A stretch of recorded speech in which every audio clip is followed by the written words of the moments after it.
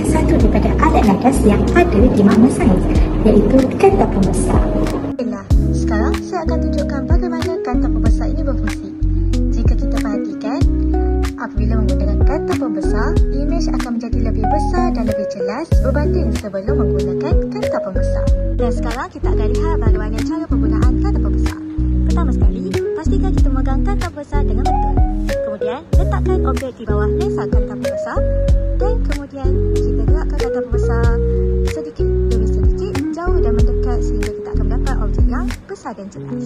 Paling penting, pastikan kita mendapat pencahayaan yang baik ketika menggunakan kata pembesar.